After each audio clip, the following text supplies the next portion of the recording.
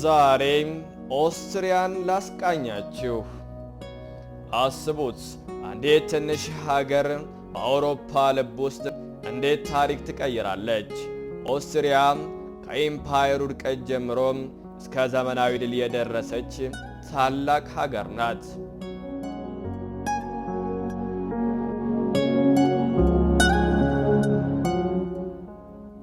የኢምፓየሩ ውድቀትና የመጀመሪያው ጦርነት ከ1900 እስከ 1918።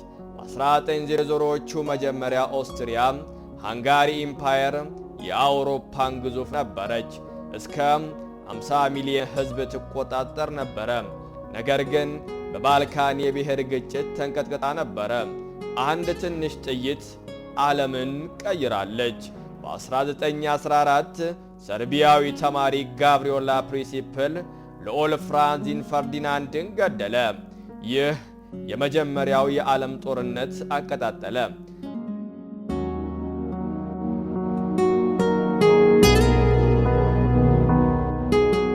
16 ሚሊዮን ሰዎች ሞቱ። ኦስትሪያ በጀርመን ጎን ተሰለፈች። ግና በ1918 ኢምፓየሩ ተበታተነ። ንጉሥ ነገሥታትም ፈርዲናንድ ጆሴፍ ተባረረ እና ኦስትሪያ ትንሽ ሪፐብሊክ ሆነች። ይህ ውድቀት የሚቀጥለውን የጨለማ ጊዜ ዘርግቶ አለፈ።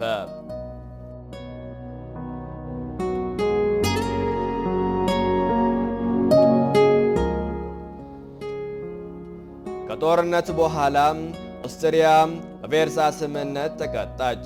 ኢኮኖሚዋ ተናጋ። ሥራ አጥነት እጅግኑ ተስፋፋ። በ1934 ኤንገር ዶልፊስ ዲክታተር ሆነ፣ ነገር ግን ተገደለ። በ1938 አዶልፍ ሂትለር በአንሹላ ኦስትሪያን ወረረ። ይህ የጀርመን ሕልሜ ነው ብሏል። ብዙዎች ተደሰቱ።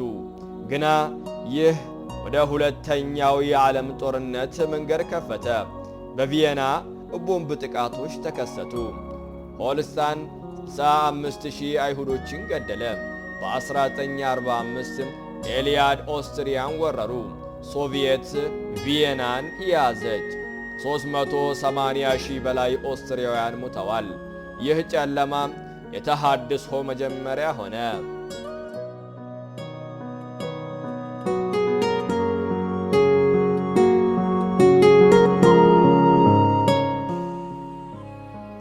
ከጦርነት በኋላ ኦስትሪያ በአልያር ተከፋፍላ ተያዘች። ቪየና የሰላዮች ከተማ ሆነች። በ1955 የኦስትሪያ ስቴት ትሪም ተፈረመ። ገለልተኛነት ተገኘ። ይህ የኦስትሪያ ተአምርን አመጣ። በማርሻል ፕላን ኢኮኖሚዋ ተሻሻለ። በቀዝቃዛ ጦርነት ገለልተኛ ሆነች። እንደ ስዊዘርላንድ ሰላም ጠባቂም ሆነች።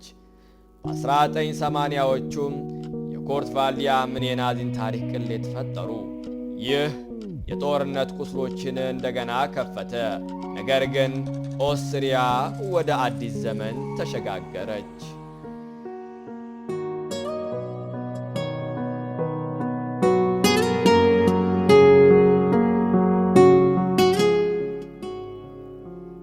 በ1955 ኦስትሪያ የዩሮፒያን ዩኒየን አባል ሆነች። ይህም ከጦርነት ቁስሎች ወደ ብልጽግና መሸጋገሪያ ነበረ። ኢኮኖሚዋ ተበረታታ፣ ቱሪዝሟም ተስፋፋ። በ2002 ዩሮ ተቀበለች።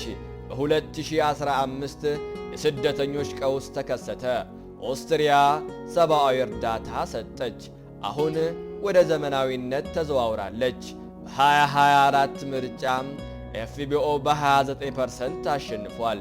የቀኝ ፓርቲ በታሪክ ለመጀመሪያ ጊዜ አሸነፈ። ሂርበርት ተንኪን አዲስ ዘመን ተከፍቷል ብሏል።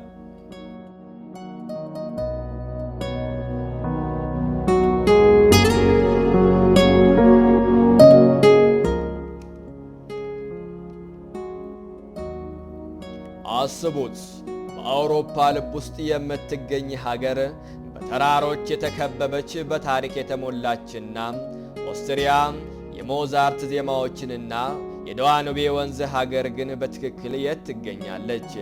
እናስ የሚያዋስኗት ሀገሮችስ እነማን ናቸው? ኦስትሪያ በማዕከላዊ አውሮፓ ትገኛለች። የእሷ ጂኦግራፊያዊ ቦታ ከ47 ዲግሪ እስከ 49 ዲግሪ ሰሜን ኬክሮስ እና ከ9 ዲግሪ እስከ 17 ዲግሪ ምስራቅ ኬንትሮስ ነው። 83879 ስኩዌር ኪሎ ሜትር የቆዳ ስፋት ያላት በአልፐስ ተራሮች የተሞላች ከ60% በላይ ተራራማ ኦስትሪያ የተፈጥሮ ድንቅ ሀገር ነች። ዋና ከተማዋ ቪየና በዳኑቤ ወንዝ ዳርቻ ላይ ትገኛለች።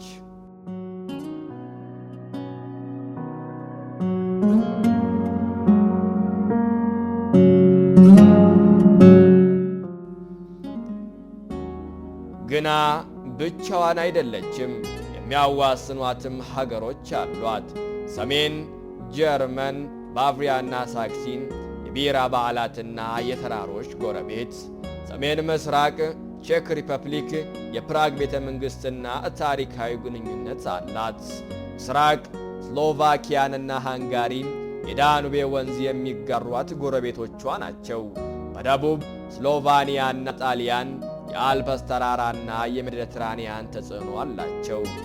ምዕራብ ስዊዘርላንድና ሊንክተንስታይን የባንክ ሀብትና ትናንሽ ግዛቶች ጎረቤቶቿ ናቸው። ኦስትሪያ በእነዚህ 8 ሀገሮች ተከባለች። ከተራሮችና ወንዞች ተቆራኝታለች። ይህ ቦታ የኦስትሪያ የአውሮፓ መገኛ አድርጓታል።